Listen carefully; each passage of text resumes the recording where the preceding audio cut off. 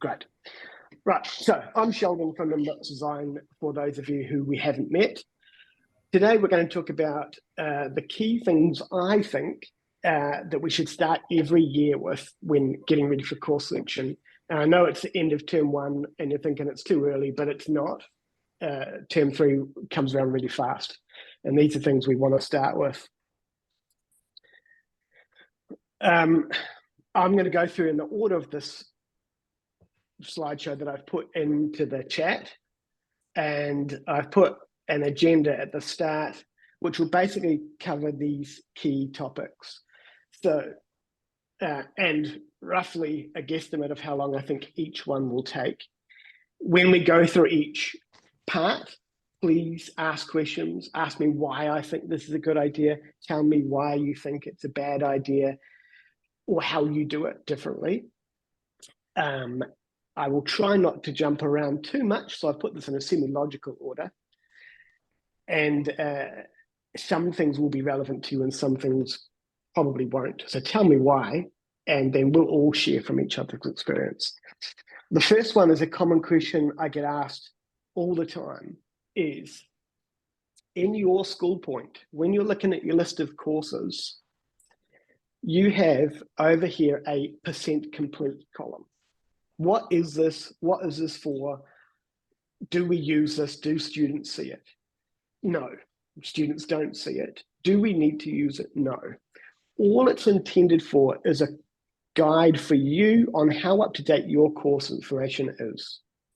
At this time of the year, for new schools that haven't used School Point before, these are going to be really low numbers, 10% or slightly more.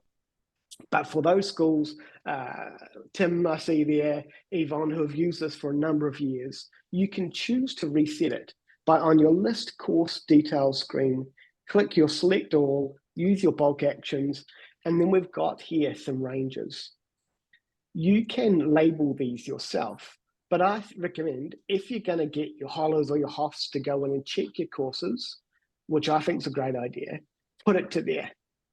That's going to bulk set all of your courses to that range. That means you can go and you can share with them the link to the public learning areas, if you like. So they don't necessarily need read or write access to it, but they can come in, I'm head of commerce, I'll go into commerce, oh, that's a bad one. I'll check off the images, I'll check off my description, I'll look at the information that you've put in there and the course information. And if you've given the ability to change it, they can go in and change it. Or if they come back to you with changes, you would then use that as a gauge. So you'd come in, you'd go get your art as the head of department. I could come in, make my changes, and use this to any value you want. You could say, right, I'm going to do a bit now, I'm going to come back to it later, and then once I'm happy with it, I've updated my standards, I'll put it to there as the head of department. That means as an internal guide here, you know, as SLT or curriculum administrators or whoever you are today or are tomorrow, you'd know, right, these are the ones that I've got to check, and then you can use that. And that's all it's aimed at, just as a check-off system for your own interest. These come with default labels. And if you're one of the very few people that get upset that I've used ready for head of department to check, it's easy to change these languages or labels in your settings. We have customizable labels, head of, and you'll see that you can put a value against each of the percentages. We could be ready for learning area leader to sign off. So you can put these at whatever values. You don't need to stick with my guides or anything like that. So it's a really easy way to indicate how far through you are with these courses. And as you enter data, for new schools like Bex there, all of hers, apart from a couple, we're down at 10%. She's going to sit there, copy and paste and get them set up until she's happy with a point, then move it on and use it as her own guide. So that's that first area. Get asked all the time, what do we do with that? And that's what it's aimed at, just as a guide to how much you've put in. It doesn't automatically calculate based on the number of letters you've got in the description how complete it is. So that's that. The students never see it, but it's just there for you as a guide. When the heads of department come in, that head of commerce can just see their courses here, and they can see that as well. So if they are editing, then they can use it as a guide, and how you ask them to use it is up to you. All right, does that make any sense? Does anyone have any questions around what the percent complete status is there for and why it's there? Okay, cool. That's an easy one. I was hoping that would take a little longer, but it only took a couple of minutes. All right, the other key thing to think about this time of the year is the TT year selection. We bulk set this in February to the next year, and you can override that. That is the year that students are picking courses for. Way back in my wisdom, or lack of, I wrote everything based on the current year picking for next year. So I'm currently a year 10 student picking for 2025 level 1. And that's why all of the fields are aimed that way. In your settings, if you've got access to that, you will have course selection settings. And the very first option here is setting which year it should be selecting for.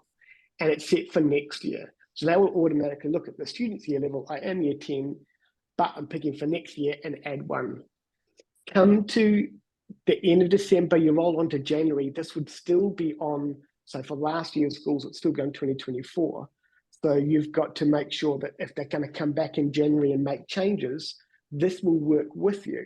So if I was year 10, you've rolled your KMAR timetable, and this is still now on the current year, I'd be picking for level 1 courses as a level 1 student. So that calculates it based on the year we're in and the year we're picking for. But we bulk set that for you now, so you should all be at 2025. But it's just something to work out if you ever want to use it for current year selections. That's an easy one. Okay, and while we're in there, the next question is working out, forgot, I've written on these slides that I've shared with you in the chat what I mean by this. So we talked about percent complete and the timetable year, and now the number of selections and backups students should make. This is an easy one, and while we're in the settings, you can go into yours, and you've got settings, and the next option down is enable and disable course selection.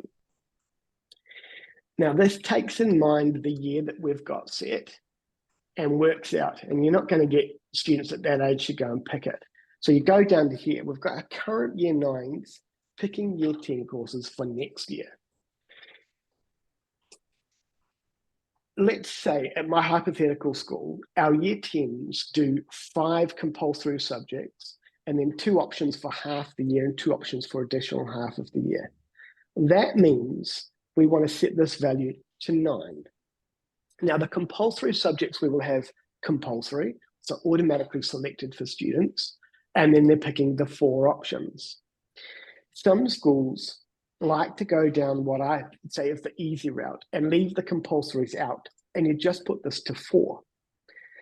The reason I don't recommend that is, especially at the junior years, caregivers more than students will log on and they'll see that little Jimmy's got 4 options and he's picked hard materials, digital tech, and art, and a language. Easy. But then they'll query you and you'll spend half the day fielding queries on, why isn't he doing English? Why isn't he doing maths? Christopher Luxon said he's got to do an hour a day of each of these and he's not doing any. But if you make them compulsory, he's already selected into those.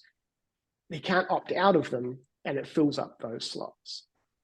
So each year it's worth checking that your selection counts are right.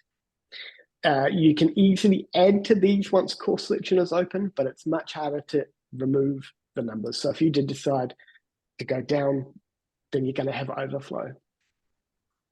The next one that follows on with that is alternate or backup subjects. Same applies. You could have them pick none, So they've got their 5 compulsories, they've got their 4 options, and that's it. And what happens then if they don't make it into one of their options? Everyone picks digital tech because everyone wants a job playing games or TikToking or social media influencing or whatever that is when they're older. But that class is full.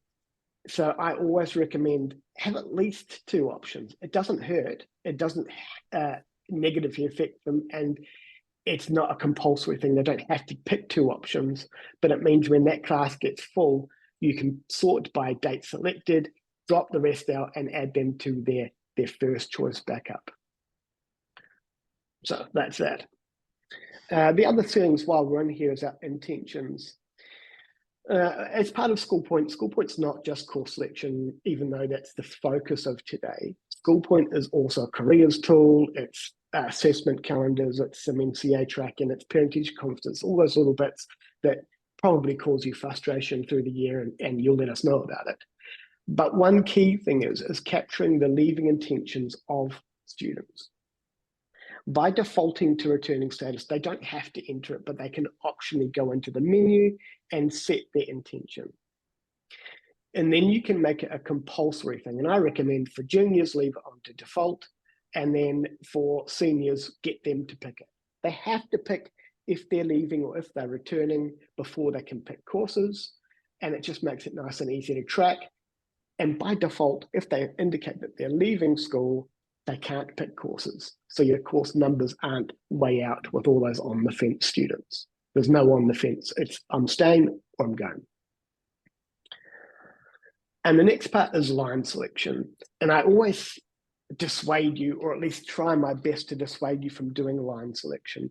Line selection in SchoolPoint is setting up your course and knowing that this course runs for year 10s in lines 1 and 5. And then when they're selecting their courses, they've got to pick whether they're doing it in lines 1 or 5. And the problem is in line 1, I've already got my hard materials option. And in line 5, I've also got Spanish. And I really want to learn what, well, I was going to try a Spanish phrase, but I don't. What I want to learn Spanish. So it makes them think hard about their choices, but it also restricts what they can choose. More schools are trying to timetable based on demand rather than select based on existing timetables. But you can choose that and I'll help you with it if need be. And you turn that on or off per year level. So that's what these 2 options here are. If anyone wants to know more about that or does use that, I apologize for saying it's bad. It's actually really good, but just ask. All right, remember to say. Can I ask you one question, Sheldon? Yeah, Nikki, go. Sorry, just at the say when we were at the year 9 picking for year 10 subjects and we were talking about the number that they choose, it would only affect that year group for us, but for our year 9 students going into year 10, they've got an option of choosing 2 full year options or 4 half year options or a mixture, so 2 half year and 1 full year. How would I do that? Easy. That's the perfect type of question I want, Nikki, and I like that. So I should have had some paper. So how many compulsories will they have? They will have 5 compulsories. Okay. And then if they picked all half years, how many courses could they pick in total? So in total, that would make 9. Okay, perfect. What I would do is I would set them up and I'd still keep this at 9. So they're picking a total of 9. Yeah. Now, if I pick, I think it was a language, that would tick up 2 options. It's a full year, right? Yeah. Yeah. Okay. So what we do is we leave that at 9. Then what we do is we go into our courses area and we go and find a language. So I don't have any languages. I'm just going to pretend this ESOL class is a language in my data. We've got this handy dandy setting down here. So I'm going to call this one a Canada High School Lang course here. Yep. I'm going to say here that it's currently selectable by my year 9s. And this course occupies 2 lines or 2 selections. Okay, cool. So by doing that, when the students view it, they can see I've got 4 spots. If I pick this Lang course, it takes up 2 spots. and then that gives them 2 more to pick. Now then what you could say, well, I'm all good with that. That means I can pick a language and I can pick hard materials and soft materials. But Nikki, are they allowed to pick 2 languages, so 2 full year courses? It's not encouraged, but they potentially could. Yeah. The biggest query I'd have along that is that we have some, for instance, I think music off the top of my head is one of them. There is a few of them where they can choose either a half year or a full year in that option. Okay, that's good. That's good. So, but they can't pick both. No, they could only choose either. Say they could choose say music half year or music full year. And of course, prior to this, we've only used the Kmart portal for course selection, which will give you a fair idea of how that works. But I gotcha. So what we have here is I've gone now into my learning areas. And in your managed learning areas, you see all the learning areas you've got open, and you can see we've got minimum courses and maximum courses. So what we do with our music learning area is we would go in, we make sure it's active, and then we go to our rules tab, and we say down here for our year 9, we've got a maximum of 2. yeah. Now I set the maximum of 2 on my music because they can pick a full year. So if they pick a full year, it will take up those 2 spots, and they can't pick a half year. The only gotcha now is they could pick 2 half years because I've got a maximum of 2. So that could or may not be a problem. Yeah, so well, that could be, we can, depending on the way that interacts with Kmart, that would be fine. We could say to them, in those cases, you must, if you want to do it for a full year, you must pick both, or one if you only want half year. Oh, yeah. Or the other way, what we can do on that is we can use our rules. So I'm going to go back and find my language course, and I'm going to change it to a music course. So what I do in my learning areas here is I put that into music. So that means that rule will apply. And then what I do is I go down here to requirements, and we've got an option that says, so I'll take this now. They cannot. I would pick the other half year music courses. MUS. Okay. So I've just got literally having 2 year 10 music courses, both as half years. Yeah. Yeah. So no. So I would have, if there's more than 1 half year music, I'd have them, but I add this rule. This rule says that if I pick my music course, I can't also pick this music course. So it sort of says I could pick a full year, or I could only pick one of the half years. Okay, yeah. So you can combine rules to say, actually, yeah, well, that was a different stage in my spreadsheet, but I'm going to jump to that one.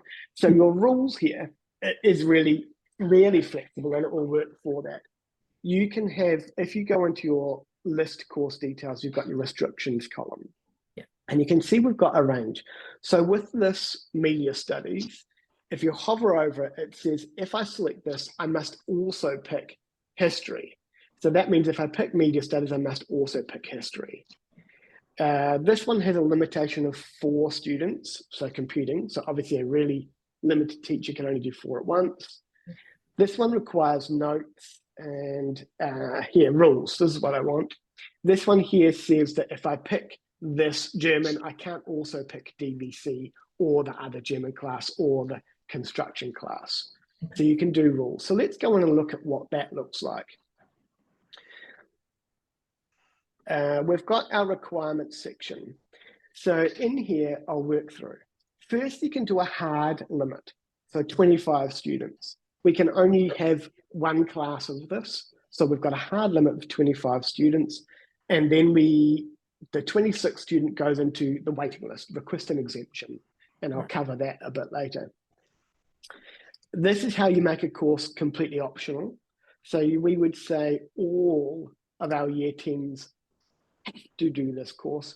It'd be automatically selected for them. So for Nikki's year 9 into 10 options, those 5 core ones we'd set as compulsory, then we'd do that. And we can override that.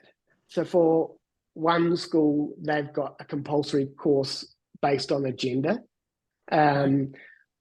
So all Year 10 male students, or at least their primary definition from Kmart would be that.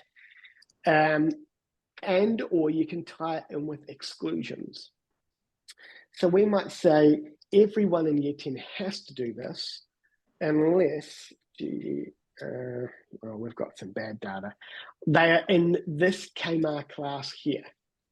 So this might be an accelerate class. So let's say at level 1, you've got every student does level 1 general maths, unless they're in the Year 10 accelerate maths, which are already doing level 1.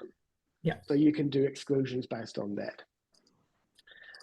If you don't tie in, then so that's your exclusions for that compulsory rule. So we don't want this one to be compulsory anymore. Then you can do requirements based on their current timetable. So I can only pick this if I am in, I've got no good data, either of these 2 classes. So this would be maybe your level 2 German. You'd set a rule to say you can only pick it if you're currently timetabled for level 1 German. Makes sense. Yeah. And then you've got that current selection. So this is where Nikki would put all her level 1 music half-year classes apart from the one we're in. So it would mean they can only pick 1 half-year music class or 1 full-year music class. So Nikki, it definitely can work. And you can make it quite loose, or we can make it really strict. And I'm happy to help you with that one. Okay. While we're on the topic of rules, we can also do rules based on current selection. So this would almost be the opposite of what Nikki wants. And this says, if I pick level 1 German, I must also either pick one of these 2 English classes. So for whatever reason. So if I pick German, I must pick one of these other classes to go with that. So you can tie all the different kinds of rules in, combining them with your learning area minimums and maximums. It can be really effective at getting students only to pick, down different pathways, or even making sure that when they're coming in, you can use the minimum courses. So your 4 options, you might put a minimum of 1 on your arts or music learning area, a 1 on your technology area, a 1 on your social sciences area. So then they must pick a range of options. That all their options can't just be technology-based options, like what I would have done way back when I went to high school. So you use the minimums to make sure that they pick a cross-section of courses. Yeah, we sometimes do that with our incoming 9s. Year 8's coming into 9. Cool. All right. So hopefully that will help, but I'm happy to go into more detail. Yeah, I will 100% be taking you up on that one. Cool. All right. So one question I also get commonly asked is, now we're into the 2024-25 timetable year. What do we do if we've used this last year? You don't do anything. You just leave it there. We don't delete out the data.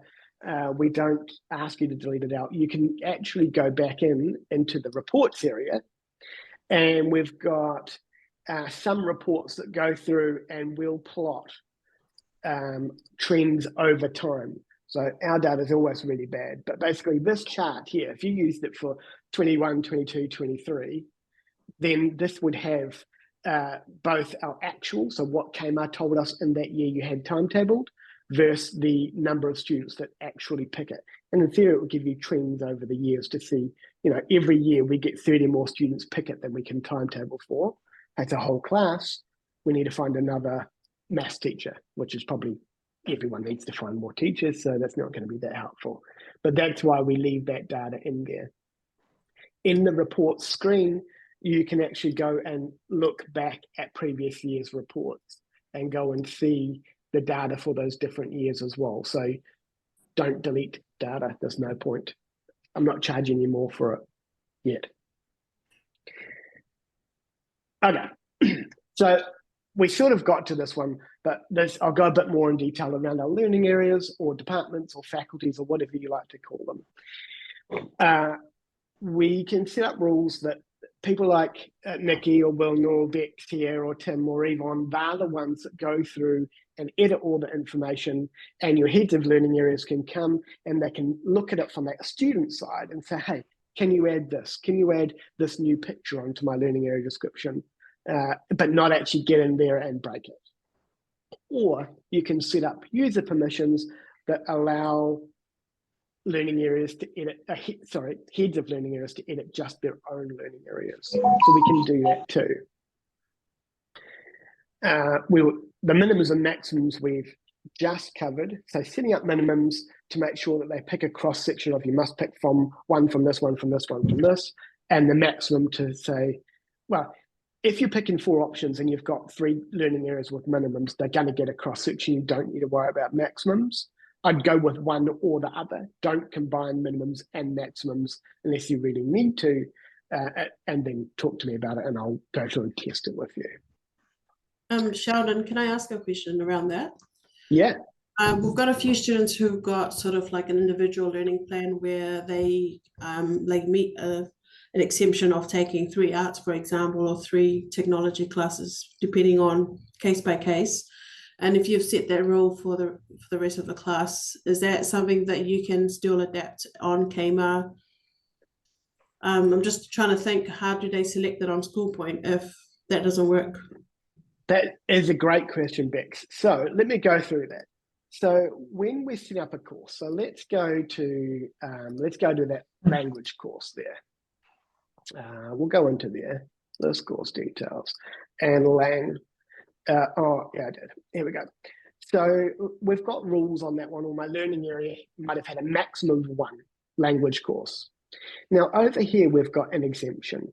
So when a student's browsing courses and they've hit that maximum, I've already picked my other language course. Now I've got to pick, I really want to do this additional one. So in Bex's scenario, I've talked to the head learning area, they're all fine with it.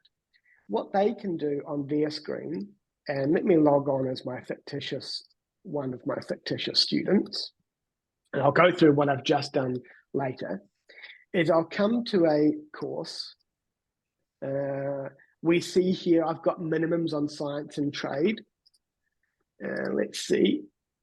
I've got to pick these before it will become a thing. So, line selection. Who's done this to me?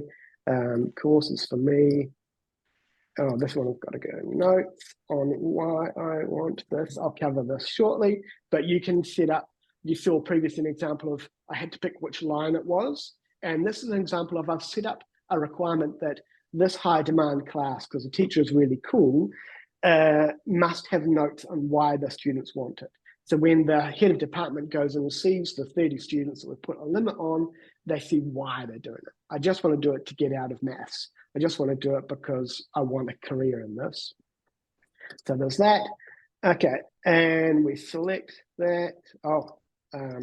Because I must enter 30 or more letters in here. There we go. I've now got that. So let's go and pick something here. I have to pick something that I can't pick. Hold on. Commerce. Pick something here. Social studies. So I can't do this one. And this, in Dick's example, this is I think it was a language that I've already filled up that learning area with. I get whatever reason I can't. You've already picked more than one class in this learning area, more than one music class. I can request an exemption. Please let me into this class because I have spoken to Gary and he said it's okay. Oops. So they can enter a note, and it's probably Mr. Garrison rather than their first name basis. And then they've requested access. So they've now gone into a waiting list, and it's up to the head of that department, social studies, or whoever's got the teacher in charge, social studies. We can come into here and we now see that. So in Bex's case, you can go in on an individual student. You can come in, you can see the reason why they've done it, what else they've picked, what their notes were, and you can choose to approve it, decline it, write them a note, or do what you like with. Once you do this, Bex, it will add it against Harry's selections and then import into Kmart. So doing this way, you can oversubscribe them into courses.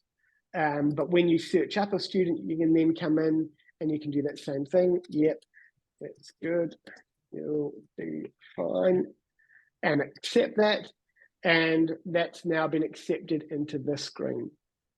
Then you can remove them out of something else. You can customize it. So when they're asking for an exemption, we see that that's now been accepted. You can customize that message. So you'd ask them, like, select your other courses and then select this and tell me what you drop out of.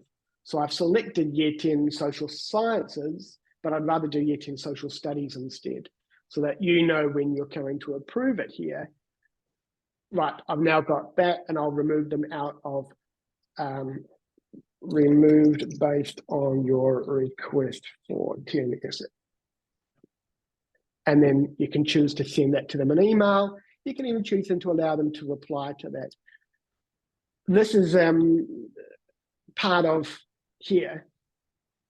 Oh no, it's not part of here. Part of a later slide around managing this. And I said I wouldn't go around in circles, but I've done it. Now, the reason I think this process is good, rather than doing it in Kmart later, is it's visible back to the student.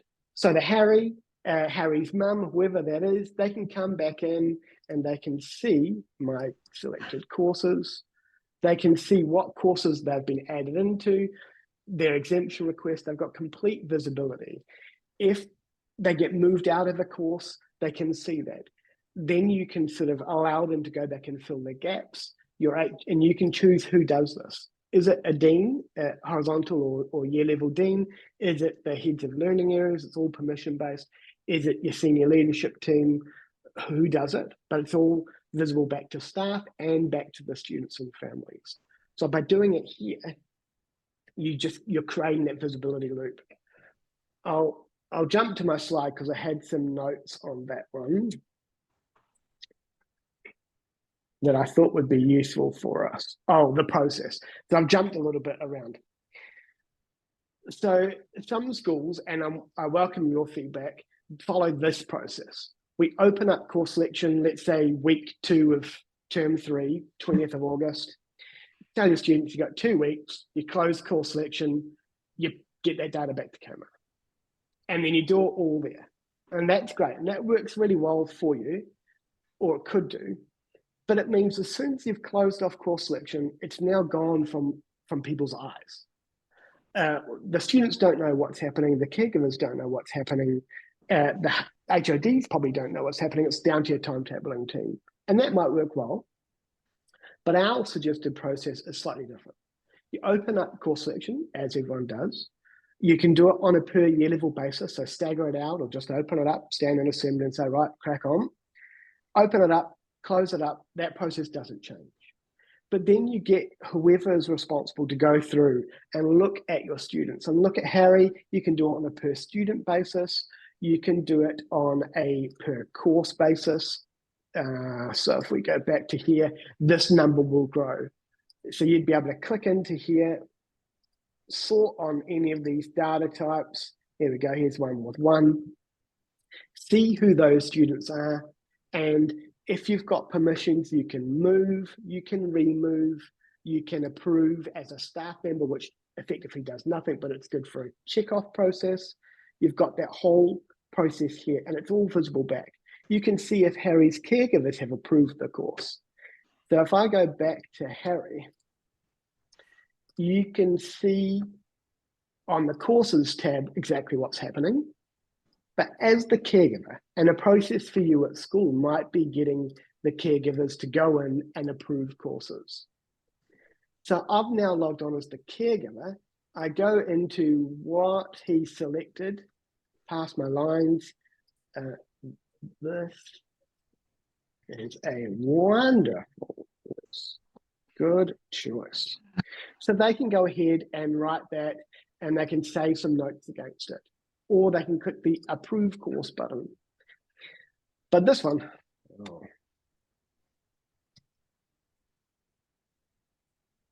and write whatever they feel like about it. when you're looking at this course, and you might use this for our parent-teacher conferences, you get all of that. You can see the caregivers approved it, and oh gosh, why? And they're not happy with that. So you had that conversation, or whatever, or you'll get the caregivers, the helicopters that comment on everything, and the ones that don't. Now, you can then use this as a process for students.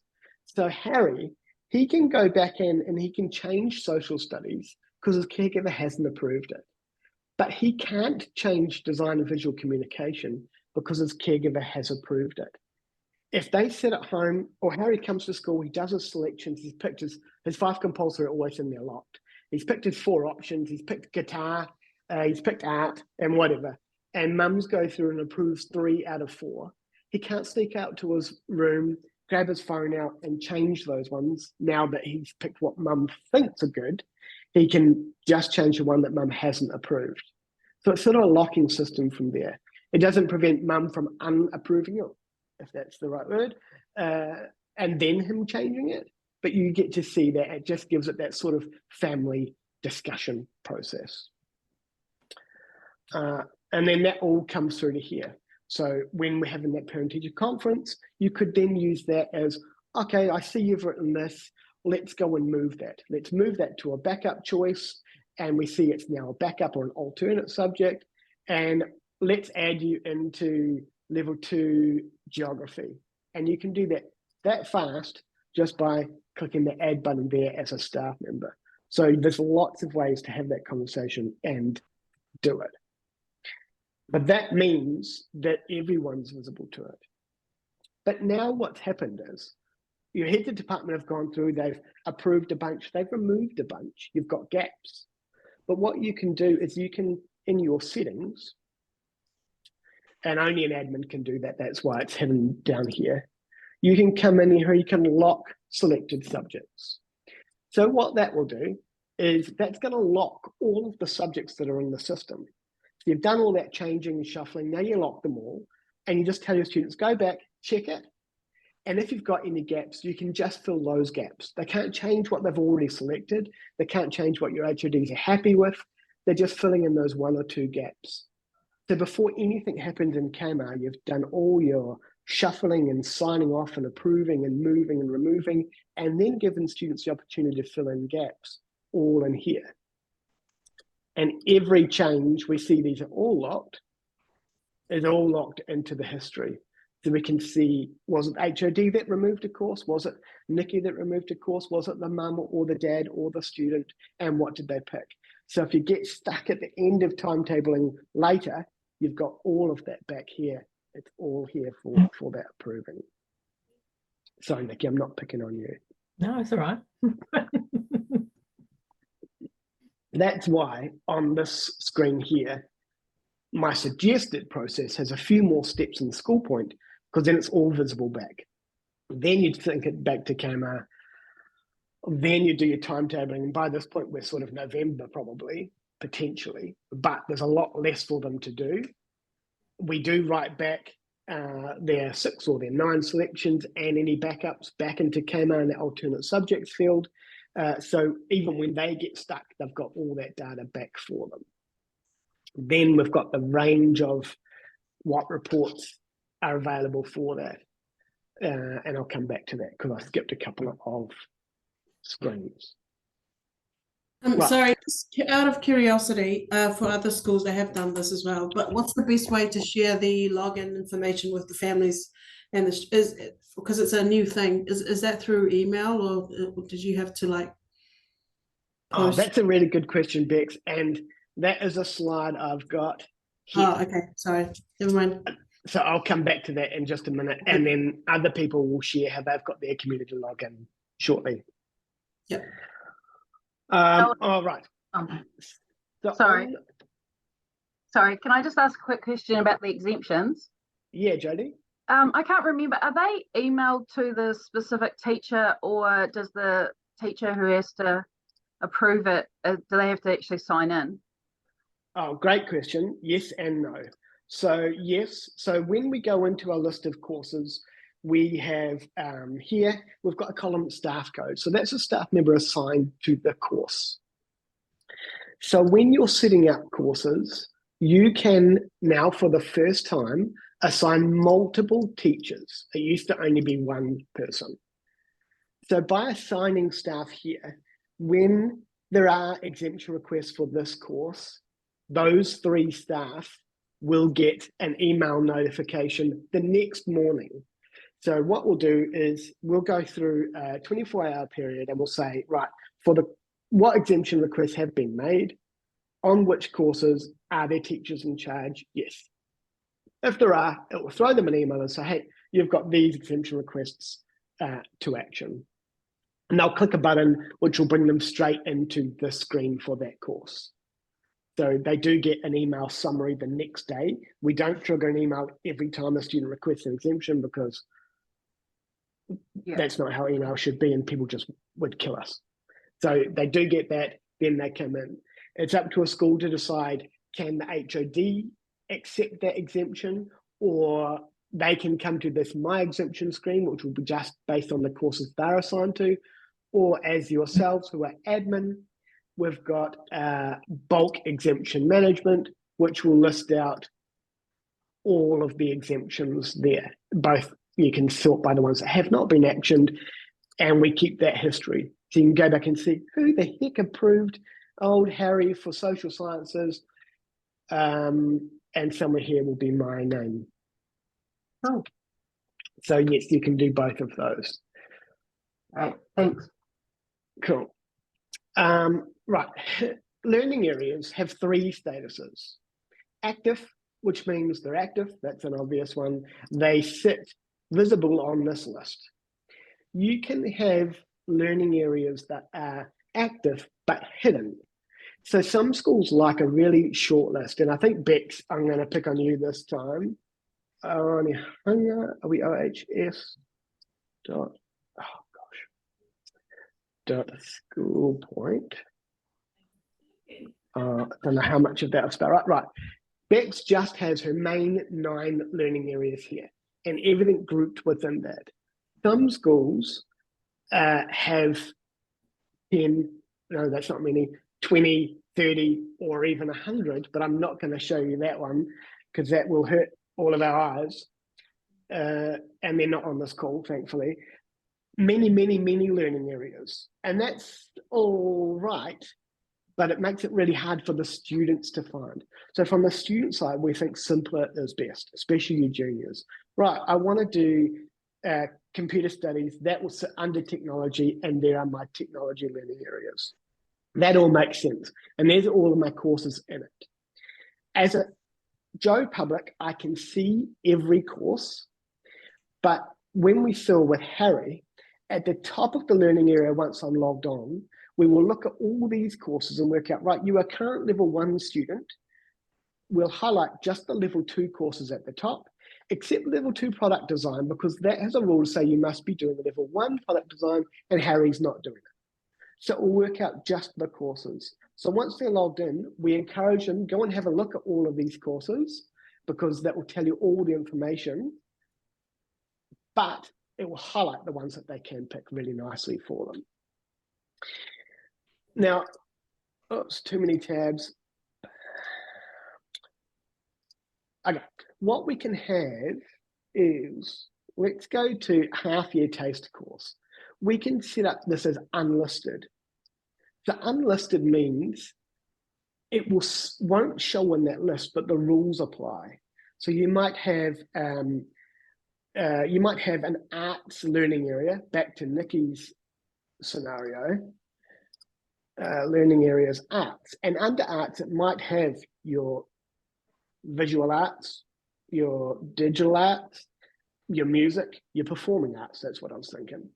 But your rule might be, right, I can pick 3 arts, but I've got a maximum of 1 or 2 on the music. So that means I can only pick the 1 music, but I can also pick painting as well. So you can do rules based on that. And because a course can sit under multiple learning areas, you can be really complex on that. I know I can show you some examples at, say, Westside Boys or Pukekohe High School, where we did some really complex rules around the junior options. But for the students, it's really easy. They come into arts, they pick dance, no problem. They can pick music, no problem. But then when they go to pick the third one, drama, then it says, right, you can only pick 2 and you've already picked these 2. And it's really clear for them to go and prioritize themselves. Now, School Point Sites is a bit of an add-on. So what we see here is we can go through all our learning areas like this. Basically, we can go through and we can go into each learning area, each course, and go and look at all the different ways of doing it. This is, what's a good example? We can set up, or you can set up, or we can help you set up what we call, well, we call it the NCA grid, but they've changed the name.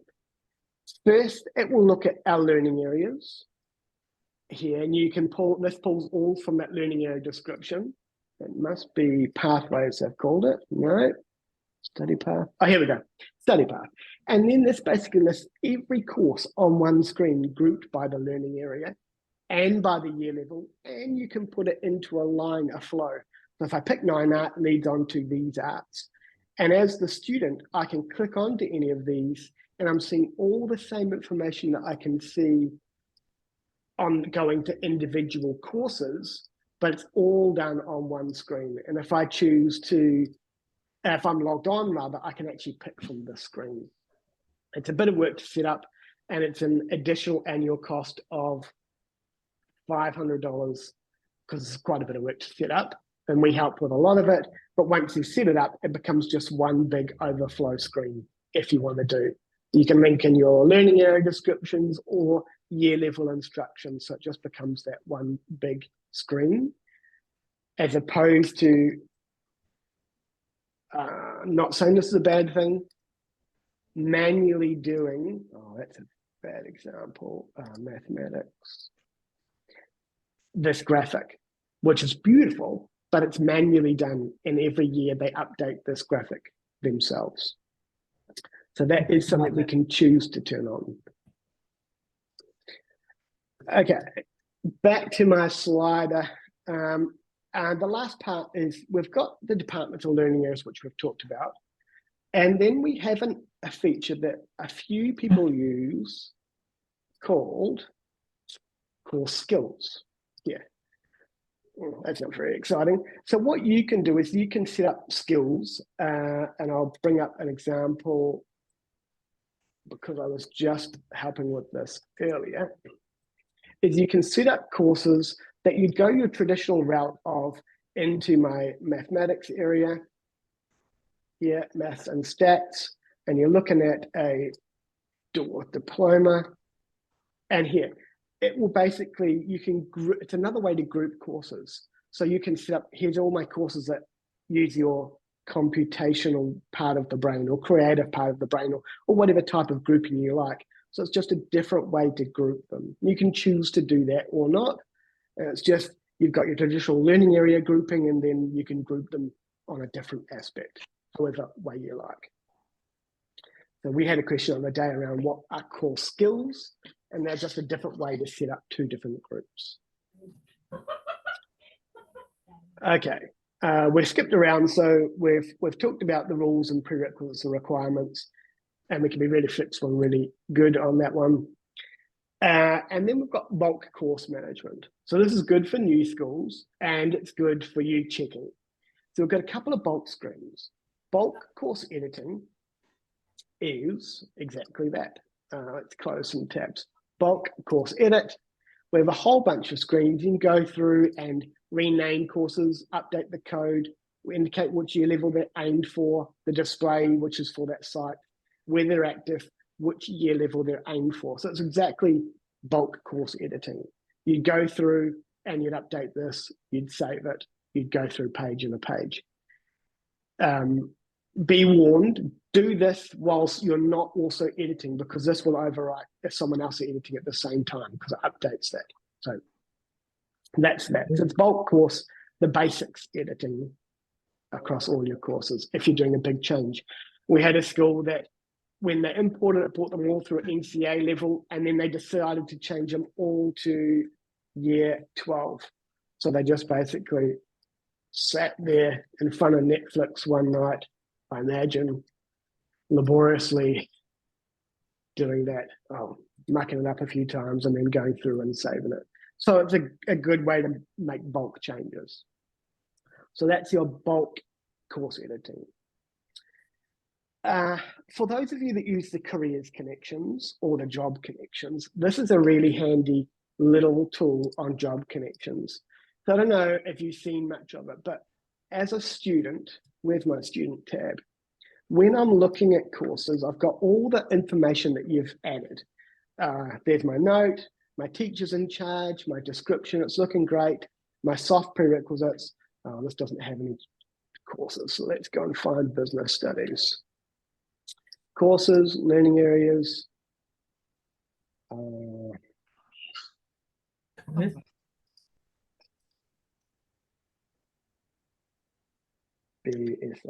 Spell business right, and year 13 business studies.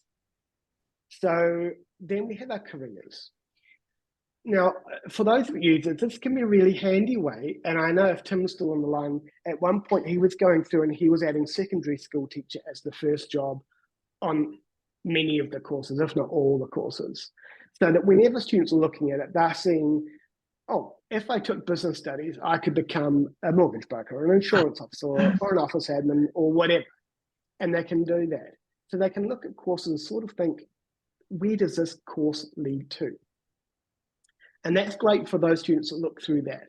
The other way that I probably would have done, actually, no, I had no idea what I was going to do when I left school, but they could go into the job search screen and I could type the name of the job that I wanted after I left school. I want to be a nursery worker grower because I like plants. So I can search this up. It'll bring me all this information that we automatically get from Careers NZ. So it ties all that in and it tells me the courses that you offer to get me there. So it works both ways. Those are the students that know, right, I like maths, I'll go into maths. I like year 13, level 2 maths and statistics. Okay, or this is the job I want, and these are the courses that I'll take that will get me there. Actually, I like that, and I now live on a life sentence block, and I'm effectively my own farm manager now, and these are the courses I should have studied, and these are the careers I could get to. So that can be really useful. As I'm logged. Oh, sorry. No, I was just going to say, they all have to be physically linked, each thing, to a course. Yeah, they link on the course. You now you can use this bulk screen, and I put this question here: who should do it? Now, the HOD editing the course can do it. The person like yourself, the data admin, you could do it, or get your careers advisor to do it, and get them to be really specific with it. So when they're coming into that bulk job connection screen, they go down, they find a particular course, and you can just go and search and add. So if I find one without it, we've got drama. I want to do drama and search, and it brings me in, and I'll take off that one and horse trainer for whatever reason. I'll take off that one. So they can go through and you can do that. And then you can copy that to all the dramas. So it's not as big a task as you think. That's way bigger than I thought. Yeah, it's not a big task. And you can get quite specific. So programming, you can go add and you can just type computer, oops, a word I could spell, and it brings up those. And then you just refine it. And some of those actually are really relevant. Game developer. The only thing you can't do from this screen is reorder them. If you were to go back to computer, let's pick maths academic and edit it on the actual edit screen, past all these fields, down here, you can drag and drop. So this is where Tim would have gone on. He would have gone and he would have done this. Secondary and search, and it would have added on secondary school teacher here, and he would have dragged that first, and then he would have got rid of all the rest, because that's the only relevant one for them. Oh, and there we go. And now save it. but you can drag and drop and choose around what you're going to do on that. Are these all linked to the careers advisor? I'm just wondering, how are these popping up from school? Are they related to? So we bring all that data in from careers.govt.nz, whoops, with a G here. Right.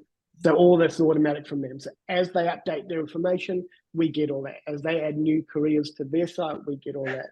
So that's all through there on our side in there. Does that mean, that like, they added a new job or a new variation on a job for say this year, and then next year when you were doing it, does that automatically come through as related when you were adding those? No, jobs? you've got to, if you've got level 3 accounting at your school and you've linked the half a dozen accounting, economics, secondary school teacher related jobs to that, and then they add this new business analyst accountant career into there, you then have to go and link that one onto your accounting classes. But if they just update the details of that one, that will all be automatic. Okay. So it would sort of be something you would probably have to like redo the part of adding them each time. Otherwise, you might end up missing stuff. Yeah, that's probably a good point. Or what we could do is when we get new jobs, because we run a job once a month that gets repolls that, we could work out when we get new ones and then send an email out to certain contacts. Hey, we've added these 3 new jobs, and then it would just be a matter of going updating those relevant courses. Really good point. I'm going to write that down. Bear with me.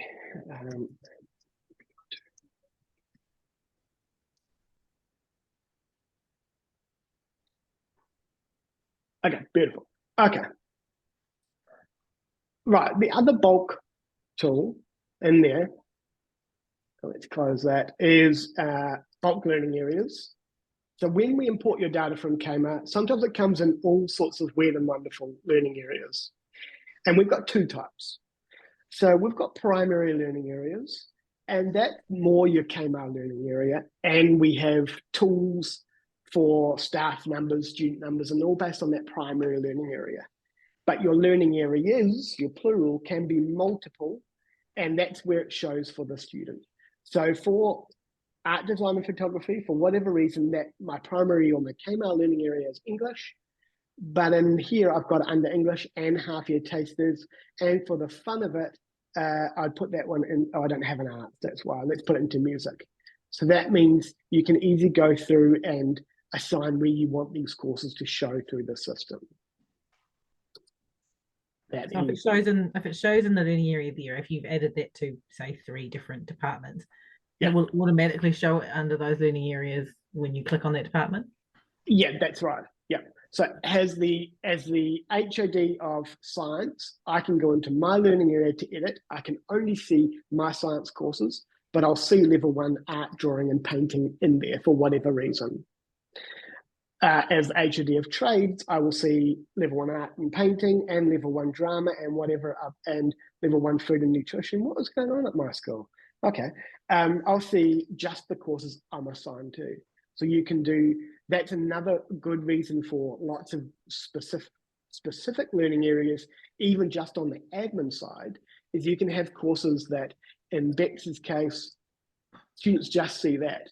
But in terms of management or editing, it can be really broken down to specifics. So arts, you've actually got performing arts, digital arts, printed material, music, drama, etc.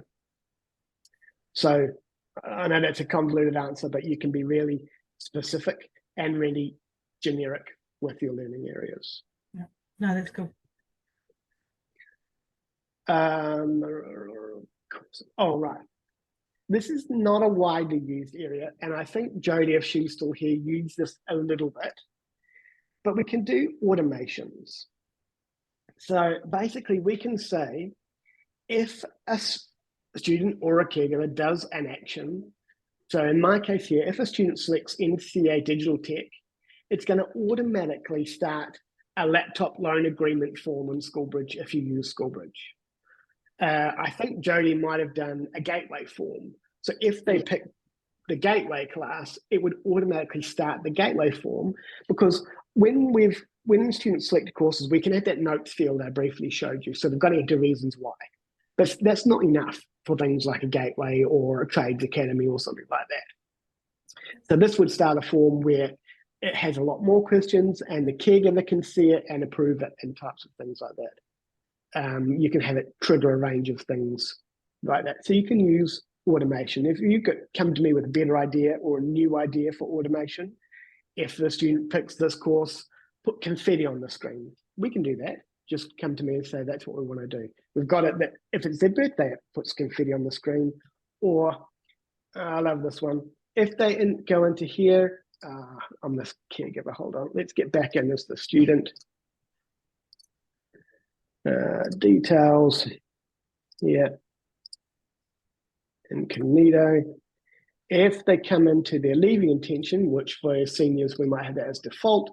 If they pick they're going to another college, and you can edit all of these, it does this. But if they pick they're coming back, party time. So that sort of thing. I don't know.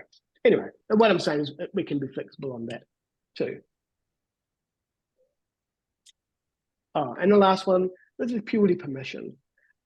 So we have, under your courses menu, a range of different things. And these, because I'm a full admin, your head of maths will probably just have my courses and view courses by learning area.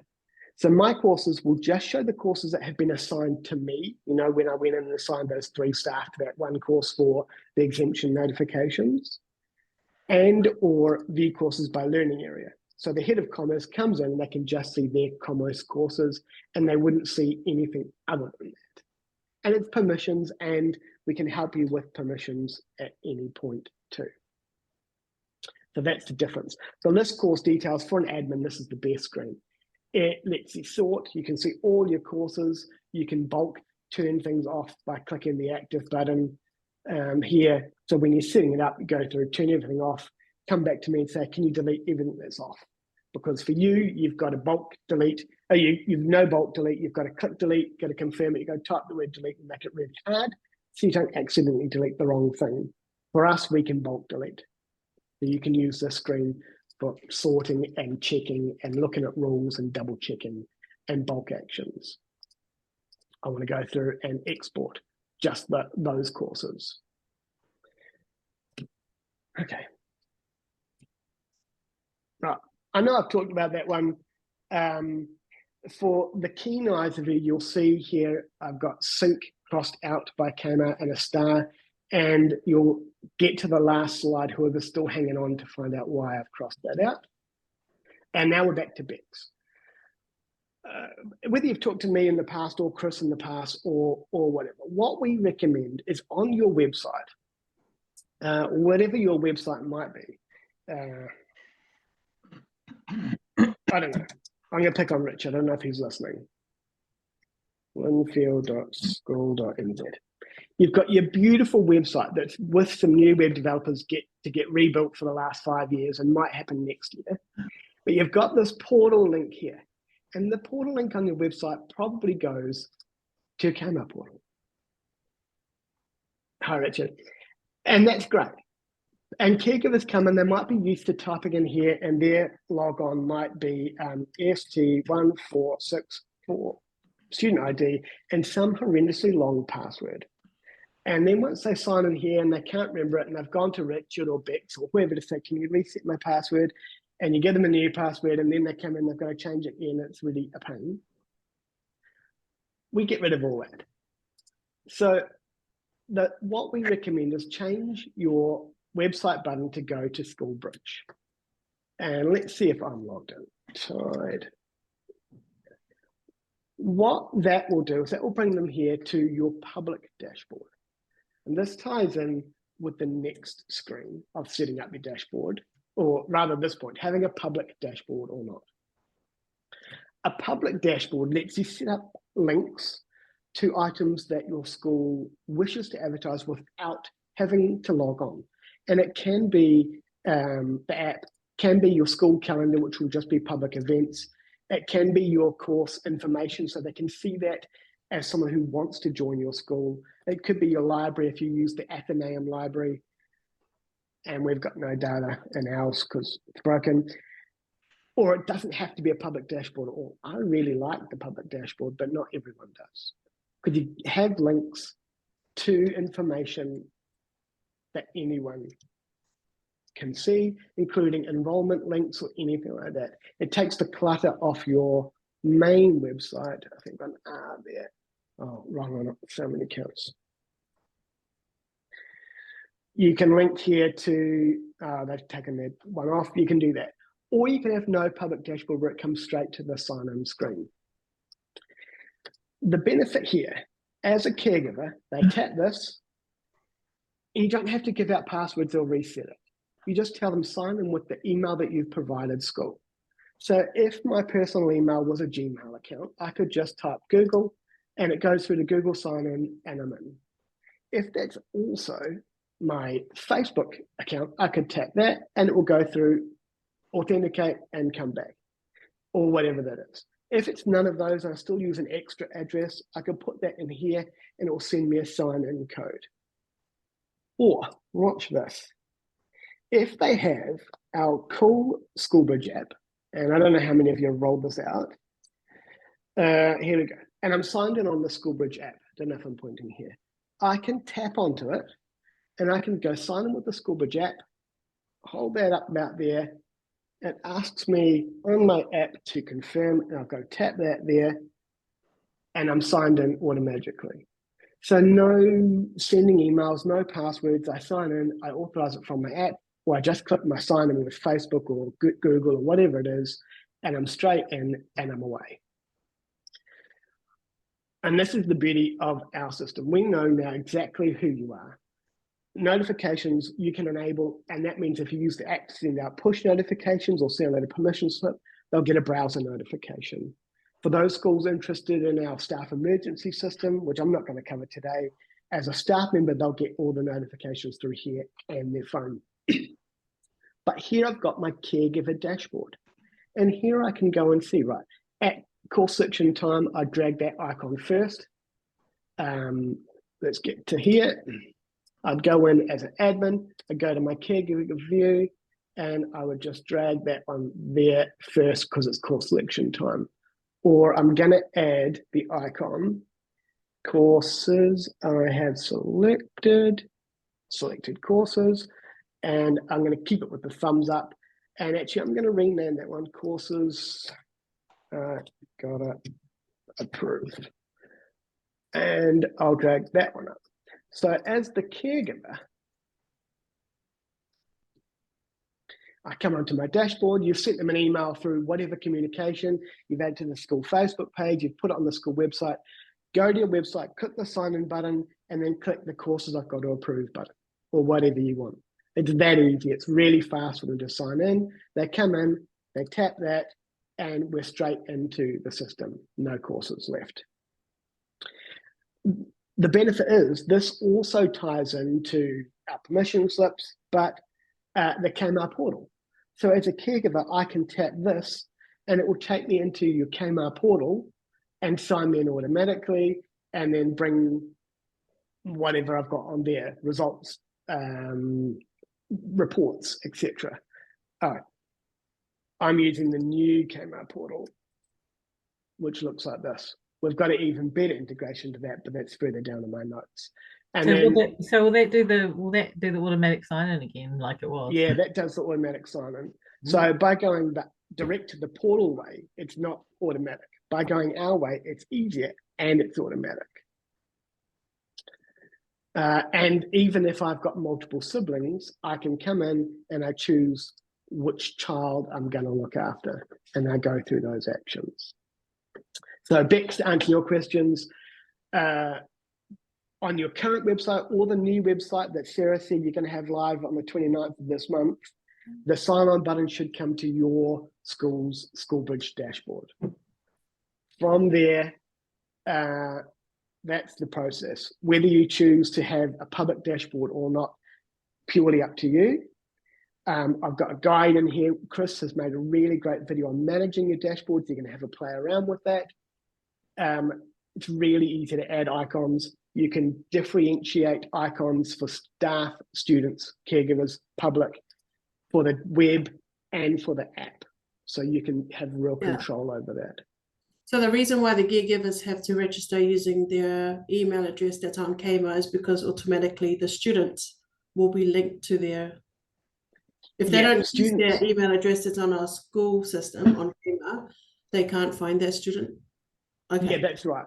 So for students, it's easy. At your school, and most of your schools that I can think of top of my head, they've got a school Google account. They go on, they're already probably used that to sign onto the network, hit it, and they're signed in, it's easy. Students we never have a problem with. Staff, we less have a problem with. It's caregivers. You all have a problem with caregivers, not just us. But we make that as easy as possible to get them to sign in with all those multitudes of ways to do it.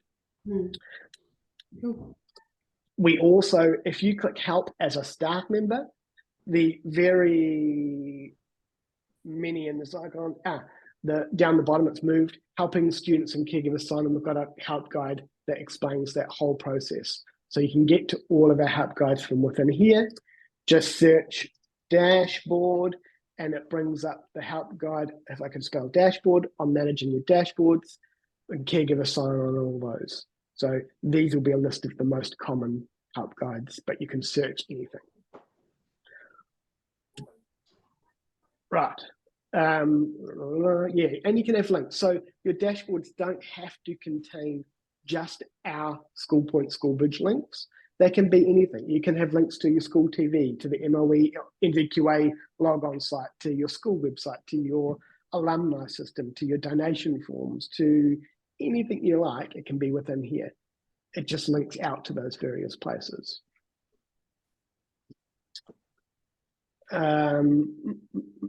Okay, I think that's. Can I ask you a left field question? Do you know when Kmart is actually rolling out their new portal? I do. Yes, you can switch over to it now. Okay. So you can either set it up as a testing environment now, and you do that within Kmart. You can just go into Kmart, set up server, enable it, and you're away. Yep. There are a number of schools that have already switched over to it. So it's ready for you to play with or switch over. Yeah, I don't think I get so much the stuff from Kmart like that, so it doesn't tend to come to me. No. Kmart are not fantastic at the communication, and I'm sure we're all aware of that. Right. The next part, and I briefly did it a few times, is how to log on as a student to test things. Because as part of this, you're going to want to do this. You're going to want to do this multiple times. We're going to do it with you, and you're just going to want to do it on the regular. Really easy. Wherever you are, here you've got student search. This is really flexible. You can type in an ID number, 21002. I've got students. You can type in a form class, and it brings up all the students in the form class. You can type in part of a name, a full name. You can be quite flexible. When you do a search, you can click it and it brings through all their details, and lots of this is from Kmart, and a bunch of this is stuff that the students can enter themselves and some information. It also remembers your found set. So if you're a tutor teacher and you've been told, right, go and look at the courses for each of your students, you go to there, Neil, right, move to the next one, Bradford, nah, not Bradford, move to the next one, come on, Berta, nah, what is this tutor class teacher doing? Nothing. No, that's not real world. They would have all had courses by now, but they can do a search and then flick through their students and things like that. Along the top, depending on what you use and what permissions they have, they can see a range of things. If you use it for the careers profile or the CV builder, you can get to it. If you want to see what subjects they're currently doing, so you can look at their selections, we've got that live list of their whole history. So as long as you've worked with us and that student has, they'll be here. So for Richard, if he's got a year 13 student this year, we'll have all 5 years of their subjects in here of that data to look back at.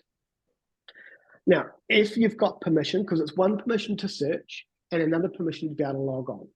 you'll have log on here as the student, or on the details tab, you can scroll down and you can see the caregivers. So first you can see the email or emails that we get from your student management system. So you've got Rachel on the phone. She's saying, I can't log on. And my email is rachelrampel@hotmail.com. Well, you'll say, oh, well, the school has these 2 emails. Oh, yeah, I don't use those anymore. Update it in Kmart. A couple of minutes later, it will be here. Beside these logon buttons, there is an arrow, and you can choose if you want to go into SchoolBridge or SchoolPoint. But regardless of which option you pick, right-click an incognito window. If you don't, it will log you out and log you in as them, and that's a real pain. So use the incognito window. And if your technician's blocked you from using incognito window, ask them why, because it doesn't actually safeguard the school or you from browsing things that you shouldn't. It's a security by obscurity method that doesn't really work. So if your school blocks incognito window or private window, then really it's just a short way of not doing a great job at blocking you from doing things you shouldn't do on the school device. Anyway, unrelated. So use the incognito window. It will log you in as that caregiver and exactly as Rachel will see it. So we'll see in here exactly now how she is. I'm an incognito window, so I'm not logged out, and we'll go and we'll look and see she's done no permission slips, okay? She hasn't reported any absences, but we can go through and do that process. But most importantly, we can go into the course section and say, oh, I can see exactly what you're seeing. I can check. I can see that your son or daughter can select these as your profile. Yeah, okay, that's the easiest way. Okay, that is signing in as students or staff. That is the help guide on that one. There's a help guide on many things, but the key thing is to remember to use that incognito window. And now, Nikki, here's the question. The old portal versus the new portal. From our perspective, our logon works to both from SchoolBridge into the portal, but we used to have a custom page. You could go on the old portal that your technician would have to install, and sometimes it would send you back and sometimes it wouldn't, and it was useful. But now it doesn't work, and Kmart don't put it on the hosted ones. So the new portal, we actually managed to get a real integration in. So you can actually go into the portal, wherever that tab was gone, and you'd set up the link between the 2 systems. So let's go school.kiwi. And when caregivers come to the new portal, they'll click log on and they'll have a sign in with SchoolBridge button right there. And that will do our log on. So even if they do come to the old portal or to the new portal, to your portal first, it's right there. And works vice versa. Test it, it's secure, everything works exactly how it should work. So that's the new portal. You can switch over, you do that in Kmart. So here, I won't go through the process, but for those of you with access to it, can't hit enter on that one.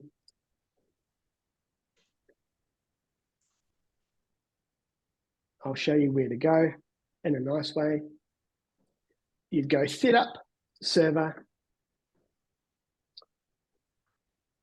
Now you'd come into directory services, and this is where you're sending us data. Good to check on that occasionally. If you use our NCA tools or assessment tools, this is where you'd come and click the checkbox that's already checked, go send all, and then hit OK to resend it. Or if your staff photos are black, like a number of people's are, you'd come in and go send all, and it should update all your staff photos. That's the process there for that. But you'll see down School Kiwi, and you'll be able to configure the new portal down here. And click that button, and that's how you log on to the new portal. So there's no more random link at the end of it. That's not going to work. Please hold, wait for that to fail. I'm going to change it to test to Kiwi. It's only my setup. I had it running locally. So the interface looks just like the other one, but when we're going to set up the link between the 2 systems, we come down here to single sign-on. you can turn on your Microsoft and Google. You've got to set those up in their end. I set up instructions in here when I wrote this part, but your SchoolBridge here, you take the key. So you'd go into your SchoolBridge settings, for those of you with access, authentication settings, tell it you're using the new portal and copy this key. And then you're back and it's done. So that's that. Our sign-in works better, which I've explained, and it's simultaneous both directions. But the gotcha with the new portal, even after I was promised that it would happen, in SchoolPoint, we can automatically sync your selections safely from SchoolPoint into Kmart if you're running the old portal. In the new portal, even after I was promised face-to-face that this would happen, the other day it was confirmed to me, as I expected, it's not going to happen. So I would like it if you're a member of the Kmart forums here, wherever that tab has gone, or you're emailing them, push to say how come you won't allow the sync from SchoolPoint into the new portal, and see what they say. You'll get about as far as I did.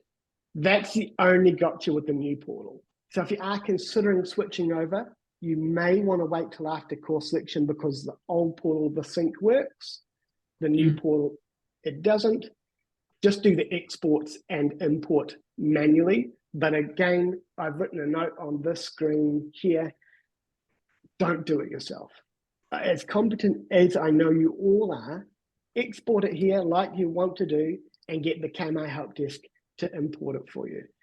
That will ensure that it doesn't go into the wrong timetable here, it doesn't do the wrong thing, doesn't break things, which is the reason we did the automatic sync in the first place, because on a very large Auckland school, one of the DPs imported it in, and as it was importing, left his computer there, went to the Auckland airport and went over for a long weekend to Aussie. And by the time it finished it had overwritten the current year's timetable. And it was a while before anyone clued on to what it was. And it was even longer before they get a hold of him, because he had to land in Sydney, before anyone actually realized what had happened. That's why we did the automatic thing, to prevent that. Because it took Kmart hours on a Thursday afternoon and a Friday morning before it got restored, and those 2,600-ish students got their correct timetables back. So that's why we had the automatic thing, but that's a long story short. Right, so that's all my rant around that part, but I think I've covered most things in the setup. The key thing is, for those schools that have used it before, your data's probably mostly right. It's just a matter of, do you want to reset things? Who's going to do the checking? Do you want to check permissions with us? And happy to sit on one-on-ones with you to do that. The next part, use your newfound knowledge around logging on as students and testing, and then we can clear that testing out before you go live and test it again, and then clear it out and test it again. We are now into term one, so we've got a term and a bit to go before really you're probably going to be opening it up. There were lots of time to go do testing and setting it up, I think. I know you've all got many other jobs and hats to wear though. Right, so I've talked for an hour and a half and I've only let very few questions in. Does anyone have questions, areas that I haven't covered, something you want to know, or just something left field that you don't know? Sheldon, it's not a biggie, but I've noticed that every other school on the left-hand side corner, it's called courses, whereas our one is called subjects. And I know it's, like I said, it's not a big deal. I know what it means, but I can't change that to match.